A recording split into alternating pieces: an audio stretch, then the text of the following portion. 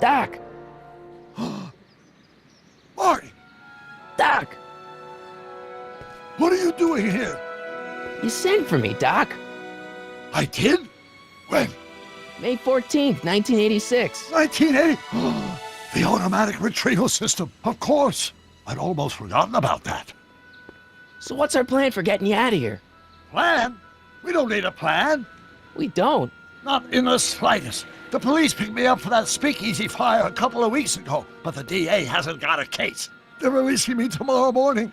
So basically, I traveled 50 years into the past to deliver your car? Sorry about that, but it's so wonderful to see you. We have a lot of catching up to do. Yeah, you might want to hold off on that, Doc. Great Scott! I'm going to be gunned down by gangsters on the steps of the courthouse. Why would they do that? Guess they didn't approve of my burning down their speakeasy. Very funny, Doc. Maybe now we should come up with a plan. A plan? Right. But what? Why don't we tell the authorities? Tell them what? That my friend from the future has proof that I'll be murdered tomorrow? They'd ship us both off to the loony bin. And trust me, you don't want to see the inside of a 1931 insane asylum. Why don't I take the DeLorean, go back in time before you were arrested, and stop you from getting caught in the first place? Don't even think about it. Without my unjust incarceration, the events that sent you into the past might never happen, resulting in a paradox of continuum shattering proportions. Jeez, we've been back together for 5 minutes, Doc, and you're already talking about the end of the universe. I've missed that. Don't be ridiculous, Marty. I was only referring to the end of the universe as we know it.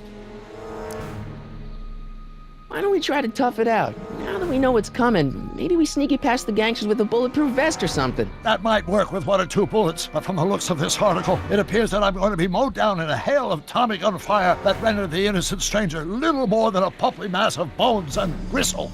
Who writes like that? According to the byline, one Edna Strickland. I should have guessed. Hey, maybe I could talk to the gangsters. Tell them they're about to shoot the wrong guy. I don't think the criminals of this era are going to be very receptive to a complete stranger telling them that their secret assassination plan is misguided, do you? Well, I suppose I could just get some dynamite and break you out of jail. No, that's far too dangerous. Not just to me, but to random innocent people in the past. The repercussions could be... That's it! What's it? My rocket-powered drill. You have a rocket-powered drill? Not yet. I haven't built it yet. You've lost me, Doc. Listen, a few months ago, my 17-year-old self sent in a patent application for a rocket-powered drill. I abandoned the project after I never heard back from the patent office, but the prototype should be nearly complete. Great, I'll just run back to your lab and... No, I said nearly complete. You'll need me to help you finish it. How the hell am I supposed to sneak a half-finished rocket-powered drill into your cell? Not me! 1931 me! Wait a minute, Doc. You want me to convince your 1931 self to build a rocket-powered drill to break you out of jail? Precisely! Won't talking to yourself cause, irreparable damage to the space-time continuum or something? It should be fine. I've already invented the idea of the rocket drill. You've just got to goad my younger self into finishing the prototype.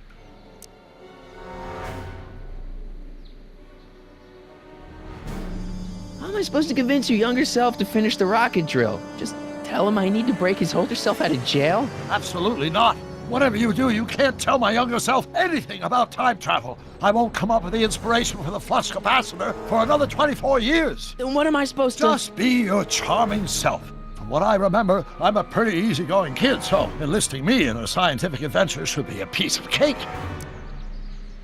Okay, let's say I go along with this crazy idea. Where can I find you? I mean, the other you. How should I know? It was over 50 years ago.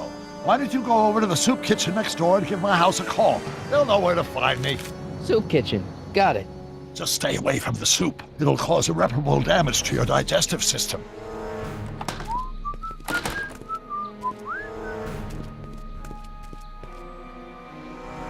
I guess I better get started.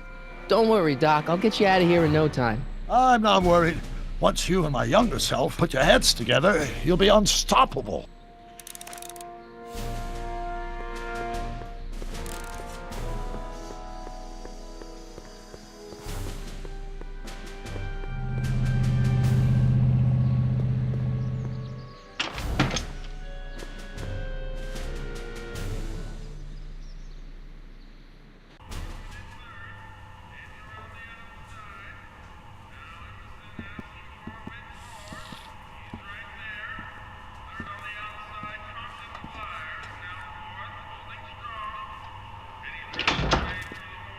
McFly! Biff? Kid! Grandpa? That's Mr. Tannen to you, Artie. What are you doing out here? Well, I was getting kind of hungry, so I figured I'd come down here for some free soup. Just thought I'd come down for some soup. Think, McFly. The DA's throwing around subpoenas like Babe Ruth. I don't think Ruth's a pitcher anymore. Shut it. If one of those subpoenas landed in the hands of my number cruncher, I'd be in a whole lot of trouble. I could even get sent up the river. You wouldn't want that, would you? Would you? No, of course not, kid. All right, that's better. What are you looking at, punk? Keep your eyes on the soup, kid. Well, Well, what? what are you still doing here? Sorry, kid. I'll just run back to the safe house. You do that. And McFly, Yes? that hat's too flashy. You better let me hold on to it. Aw, Now scram! you got it, boss. And don't come out until I give you the all clear. I swear, if even one of you mooks could add 2 + 2 without your fingers, I'd dump that wimp into the lake. Hey! Anyway, I'm off to make myself irresistible. Don't let anyone burn down the shop while I'm gone.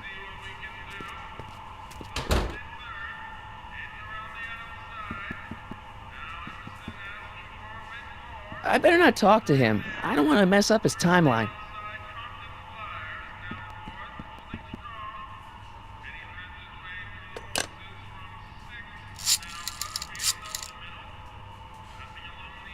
Brown residence. Hi. Do you know where I could find Emmett Brown? Young Master Brown is currently tending to his clerking duties at the courthouse. Who may I say is calling? The courthouse? Doc never told me he worked at the courthouse.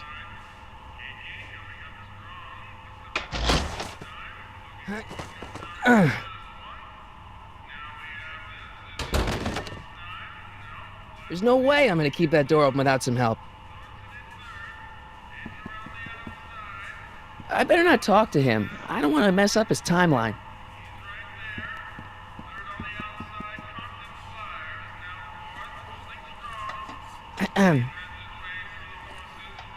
Okay. Hey, never mind.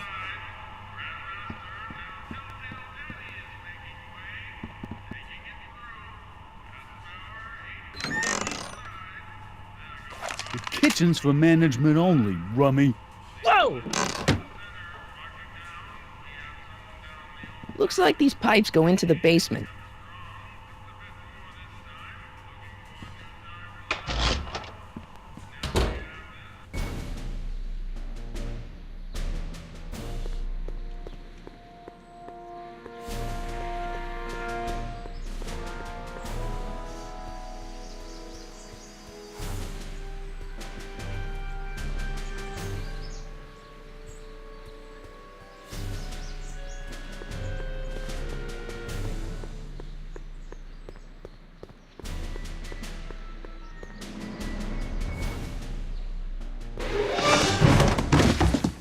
Touch those. These are very sensitive legal documents. Nobody is supposed to handle them but sworn officers of the court.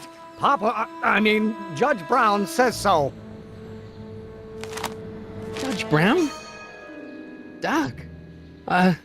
Nice to meet you. I'm Michael, Corleone. Emmett Brown.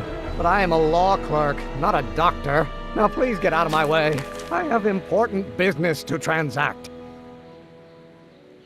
Naturally, H2A multiplied by the inversion of H has to come out less than expectation value of A, right? No. What am I missing here? Lord, Listen, Emmett, you don't know me, but I'm your friend. I'm not big on friends. They get in the way of work. Come on, Doc. Emmett, drop the Legal Eagle Act. I got something more important for you to do. Mr. Corleone, I'll have you know that the law is the very mortar that holds society together, and we in the legal profession are like brick masons building the edifice of the future. Your dad tell you that? Every morning. So, Emmett, what time are you through with work? Depends. On weeknights, Pop sometimes keeps me in the office till 9. 9 at night? but today's Saturday. Right. So I probably won't get off before 10.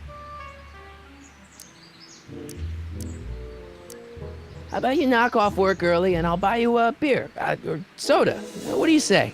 Don't try to tempt me from my duty with sugary beverages. Keeping the wheels of justice turning, that's my one passion in life. Besides, if I left before 8, my pop would kill me.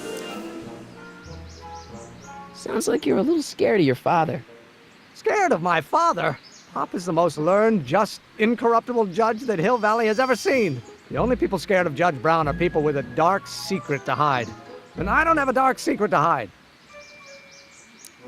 What's this important business you're up to? It's a legal matter, very complicated, very abstruse. I need to obtain 5 sets of initials on every copy of this writ of indemnification before before Judge Brown can even think of granting a waiver to the party of the first part. You have no idea what it's about, do you? That's how important it is. Listen, I understand you're working on a new invention in your lab. Invention? You must have me mixed up with somebody else. I'm in law. I have absolutely no interest in science. Coefficient of friction remains constant and the gravitational constant is variable. Wait, is that even possible? Oh, let's start over. Force equals... Come on, wait up a minute. You again? Can't you see I'm busy? See, I'm sort of in the science business myself. That's why I sought you out. Not that I care in the least, because science is the furthest thing from my own area of interest, which is law, but I don't believe you. It's true. I'm a scientist. So tell me something, Mr. Scientist, from your vast storehouse of scientific knowledge. The leg bone's connected to the thigh bone? Amazing.